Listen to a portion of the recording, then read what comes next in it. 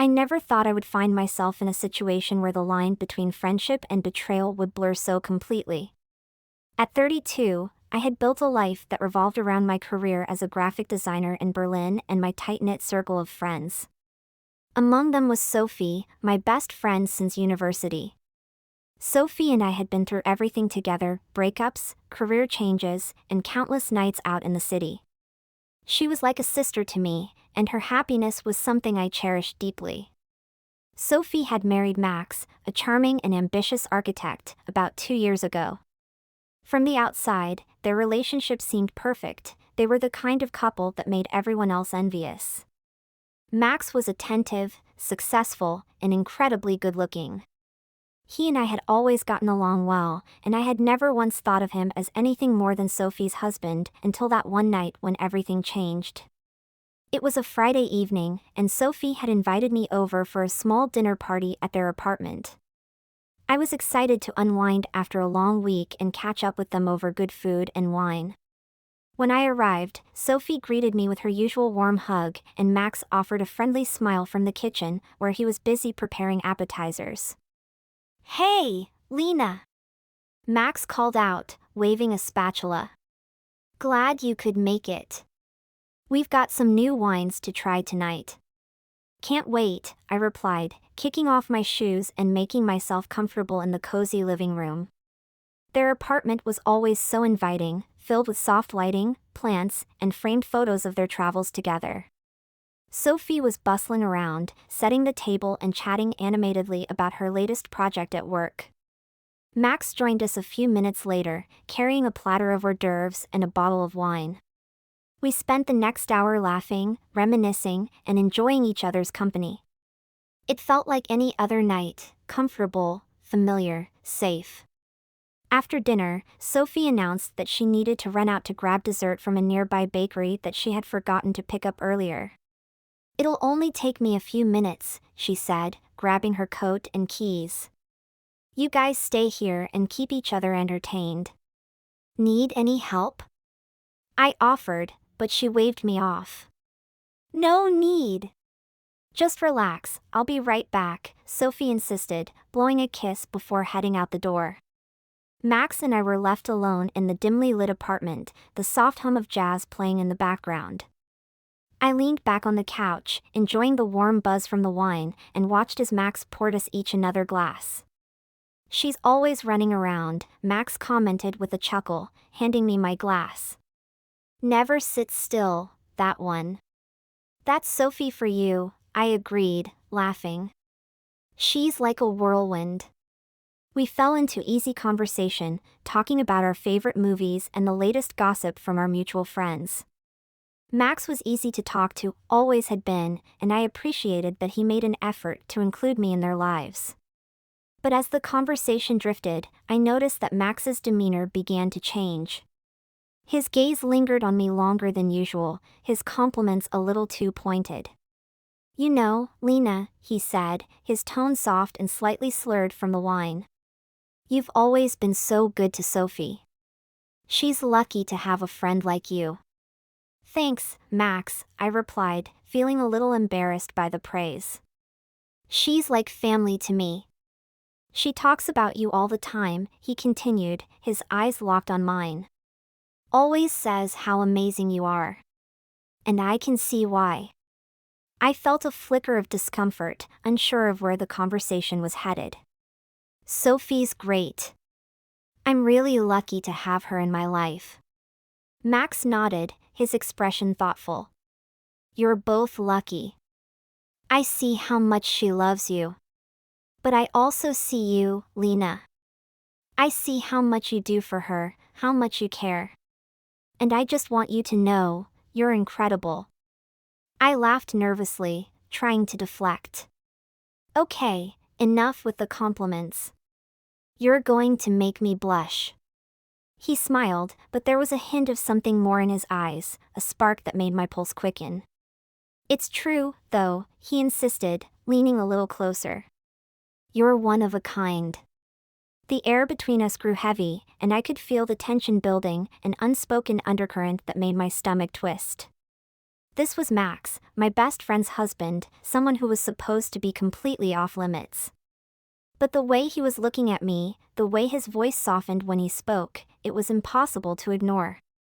Max, we should probably just, I began, but he interrupted me, his voice low and serious. I know this is crazy, he said, his gaze intense. But I can't help it. I've felt this way for a while, Lena. And I don't know how to pretend anymore.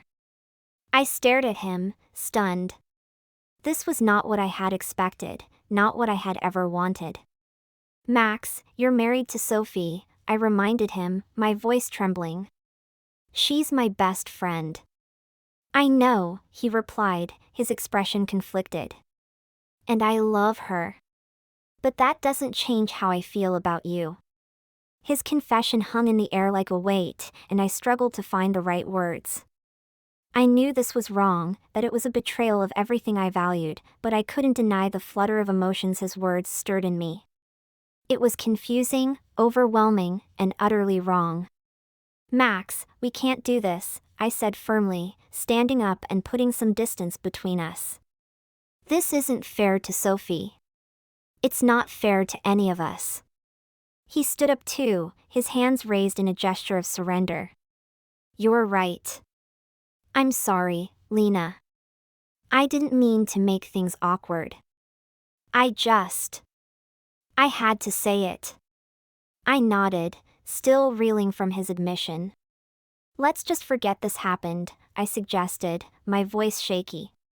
Sophie will be back any minute, and we can pretend this never happened. Max hesitated, then nodded. Yeah. You're right. I'm sorry. We stood there in awkward silence, the weight of what had just transpired settling over us like a thick fog. I wanted to scream, to run, to do anything but stand there and face the reality of what had just happened. But before I could gather my thoughts, the door opened, and Sophie walked in, carrying a box of desserts and a bright smile. Got the goods, she announced cheerfully, oblivious to the tension that filled the room. I hope you two didn't have too much fun without me. I forced a smile, hoping she wouldn't notice the unease in my expression. Just chatting, I said lightly, taking the box from her and setting it on the table. How was the bakery?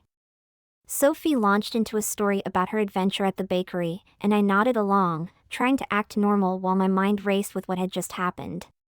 Max sat quietly, sipping his wine and avoiding eye contact, and I prayed that Sophie wouldn't pick up on the awkwardness between us. As the evening went on, I tried to push the incident to the back of my mind, focusing on Sophie and her infectious energy. But the truth was, I couldn't stop thinking about Max's words, about the way he had looked at me. It was a betrayal on so many levels, and I knew that I had to find a way to set things right. When it was time for me to leave, I hugged Sophie tightly, feeling a pang of guilt that made my chest ache. She was my best friend, the person who had always been there for me, and I couldn't bear the thought of hurting her. I gave Max a brief, awkward nod as I said goodbye, and he responded with a subdued "Take care, Lena." The walk home felt like a blur, my thoughts swirling in a chaotic mix of confusion, guilt, and frustration. I replayed the evening over and over in my mind, wondering how things had gone so wrong, how I had ended up in this impossible situation. I knew that I had to confront Max, to make it clear that nothing could ever happen between us, but I didn't know how to approach it without making things even more complicated. The next day, I received a text from Max. Hey, can we talk? I'm really sorry about last night. I need to clear the air.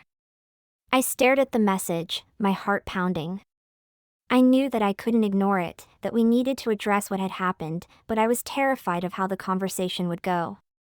After a moment's hesitation, I typed back a response. Okay. Meet me at the park in an hour.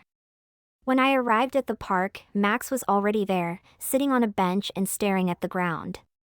He looked up when he saw me, his expression a mix of regret and determination. Lena, I'm really sorry, he began as I sat down beside him. I never should have said those things. I was out of line, and I'm sorry if I made you uncomfortable. I nodded, taking a deep breath. You did make me uncomfortable, Max.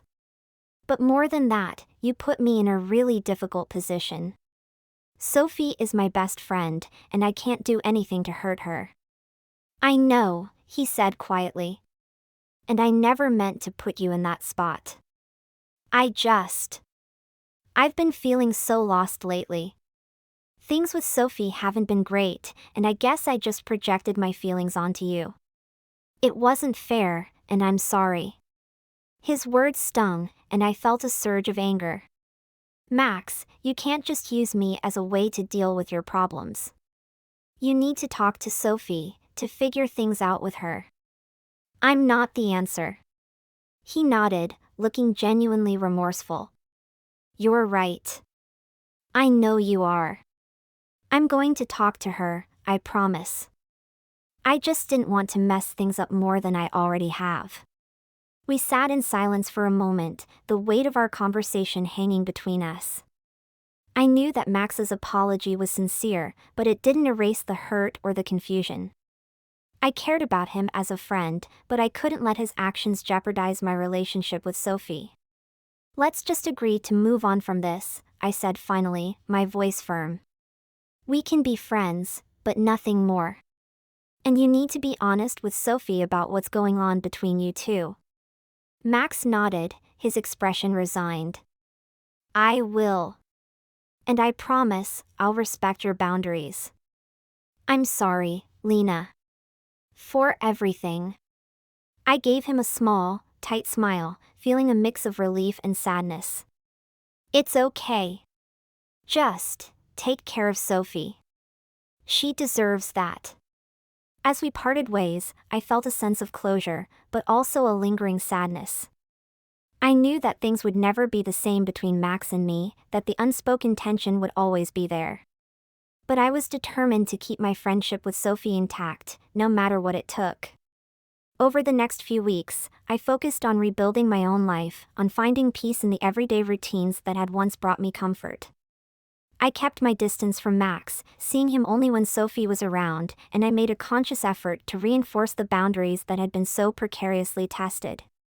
Sophie, for her part, remained blissfully unaware of the turmoil that had nearly torn us apart. She continued to be her bright, bubbly self, and I found solace in her unwavering friendship. It was a reminder that some bonds are stronger than the temptations that seek to break them, and that loyalty and honesty are worth fighting for. As time went on, I began to feel more at ease, the memories of that night fading into the background. Max and I settled into a comfortable distance, our interactions polite and cordial but lacking the closeness we once shared. It wasn't a perfect resolution, but it was enough. And as I looked forward to the future, I knew that I had learned an important lesson. That the lines we draw in our relationships are there for a reason, and crossing them can have consequences that ripple far beyond our own intentions. But with time, patience, and a commitment to doing what's right, even the most complicated situations can find their way back to solid ground. And that was enough for me.